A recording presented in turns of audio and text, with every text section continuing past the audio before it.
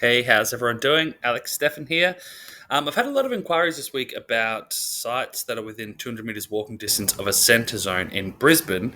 So I thought, why not do a video and let's try to find one. So we'll go Brisbane, Greater Region, filters, house. We'll go.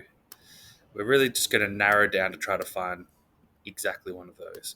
So we don't want them to be 800 square meters because we don't want to find easy sites to develop. So we'll go house and land. All right, let's go. So finding these kinds of sites can be pretty frustrating because it takes a lot of time to research. But you know what? I'm feeling lucky today, so let's have a look. So what you want to do, the important thing when you're looking for these 600 square meter sites, and I should actually mention the provision is where you're in a low density residential zone and you're within 200 meters walking distance, and it's a reasonable walking distance, so something that you could genuinely walk, of a center zone, which is like a commercial zone that's bigger than 2,000 square meters collectively. So that's kind of what we're looking for. And that allows the minimum lot size to be 300 square meters instead of 400 square meters. So that means a 600 square meter site with a 15 meter width is all of a sudden subdividable. So this one, as we can see, center zones are blue. So obviously there's no center zones around here. I'll try to find one so you know what they look like. Okay, there's one. So that's a center zone. And if that size is 2,000 square meters or greater, then anything within 200 meters walking distance of that is subdividable down to 300 square meter lots. All right, so that one's not a goer. Muggle looks like a pretty nice pool. I don't think that's going to make sense. Ashgrove, not going to make sense. We'll have a look at this one. Rear lot. Anala, there's a lot of little shops in Anala. Green Slopes, for sure worth looking at. Tingalpa, Mitchelton. All right, all of these are worth looking at. Let's go. So we'll go 53 Ashgrove. All right, make sure being an Ashgrove, it doesn't have any character protection, which it doesn't. Zoom out. Oh, hang on here. What is this? So that's a center zone. So when it's a bunch of sites, I just go to the measure tool and just manually kind of approximately measure it out. Yeah, so that's only 1,200 square meters. So that center zone, unfortunately, is not eligible. So Mirrabooka Road, goodbye. All right, let's try this next one. 3 Cygnus and Arla. All right, zooming out. Nope, no center zone. So that's a massive center zone over there, but clearly more than 200 meters walking distance. 52 Mitchelton. Okay, that's... Oh, didn't even... Oh, Green Slopes. I'm looking at the wrong side. Okay, I was going to say. So, Green Slopes. Character infill housing precinct. So the minimum lot size in that precinct is actually 300 square meters anyway. But it does have a character overlay. Let's have a look to see if it's a character house. It does not appear to be a character house. Interesting. Let me get it up in the street view. Make sure it doesn't look like a character house that's been moved there. Nope. Almost definitely a post-war house. Hey, what's going on here? It's a weird-looking car. Okay. So this one actually looks pretty good. The minimum average width requirements in Brisbane for that is 7.5, I believe. So let's measure it out. New measurement. So we're looking, it's already got the average width at the front. So, probably the next thing to have a quick look at is going to be the servicing. Sewer pipe running right straight down the middle. Beautiful. Water across the street. Stormwater back to the curb, as we can pretty much see there. We can check the contours on the council map anyway. Which is 47, 46. So it does kind of slope down this way. and definitely drops off at the back, but the majority of the site's going to go to this front left corner.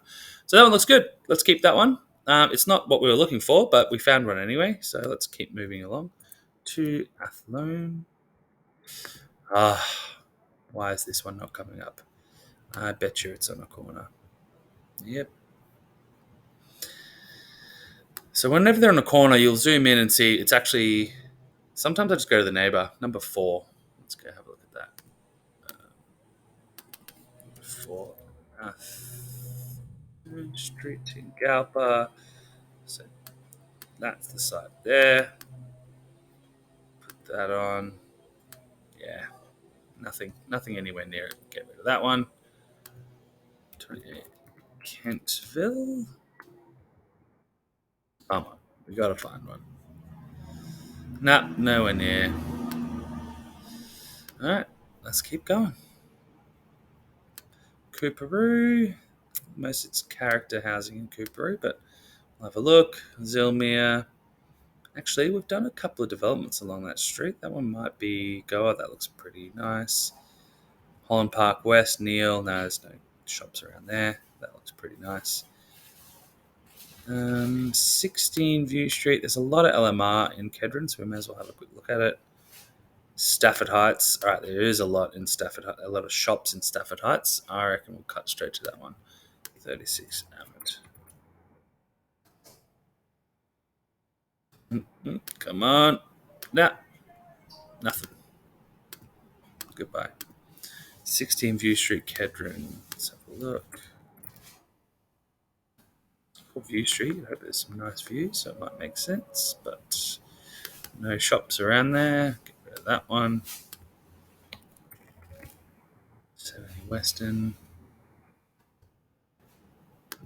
Yep, again, no shops within easy walking distance. 6 Farrell.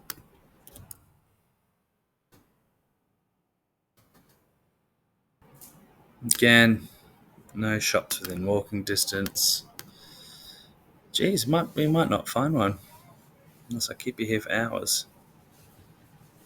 Alright, 4 through 5 Nursery. There's definitely some shops along that street. Depends how far down it is. Ooh, here we go. Okay, so when we're measuring this walking distance, you got to be mindful of pedestrian linkages.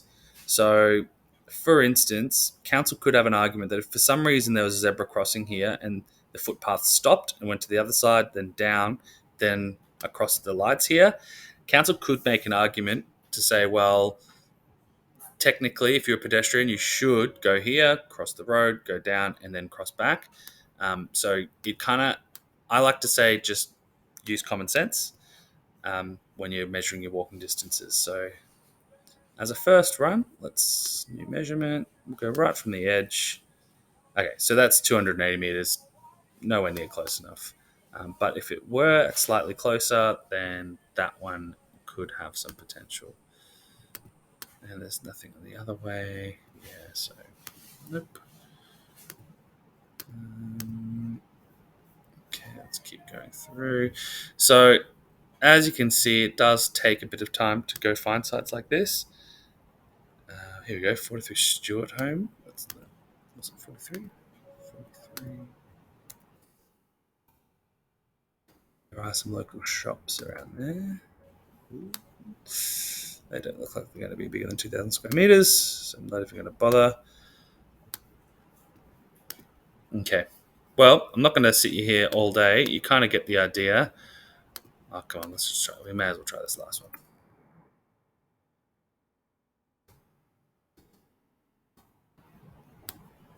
Again, not within 200 meters walking distance. So just using this little kind of set of corner shops as an example.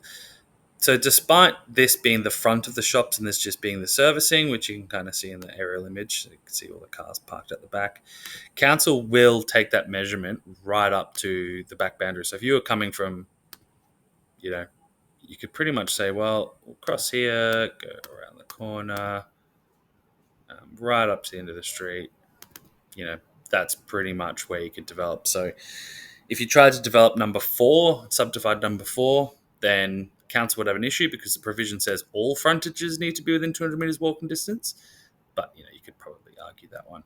Whereas number 6, code accessible, lodge that. So despite just going into the back of the shops, doesn't matter. It doesn't say it needs to be in the front or pedestrian access to the shops. It just says centre zone.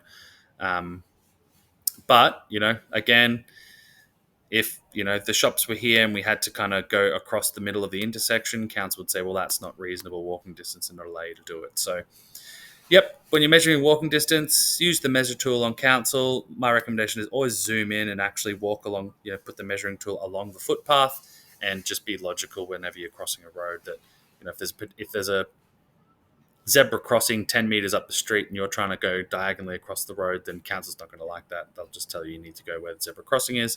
If that's not 200 meters, then you're going to have a problem.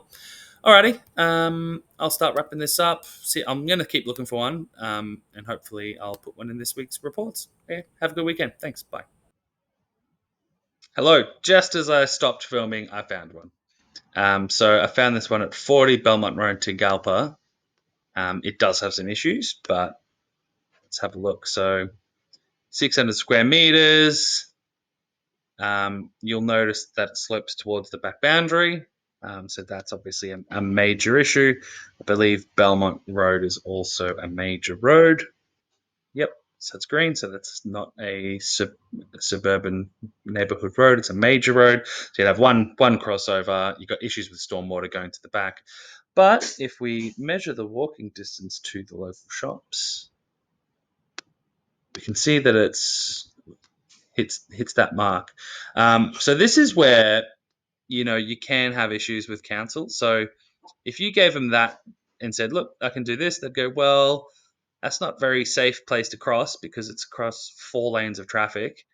They'd probably push you to say, "Well, that's where you need to cross." So in this instance, our argument would be, well, we'd probably go up and down the street and look for some pedestrian linkages along that street, which we can do like this. Street view. It's got a power pole too. But you'd go down the street, see if you can find any sections back up towards the shops where sometimes footpaths will kind of have a little section that goes off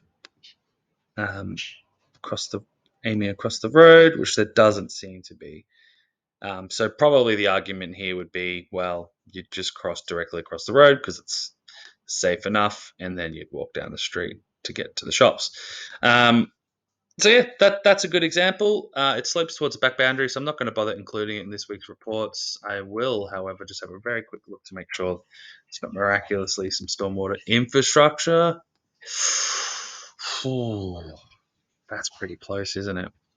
All you need to do is get access from this person, and you could slip over into this existing stormwater channel or stormwater pipe.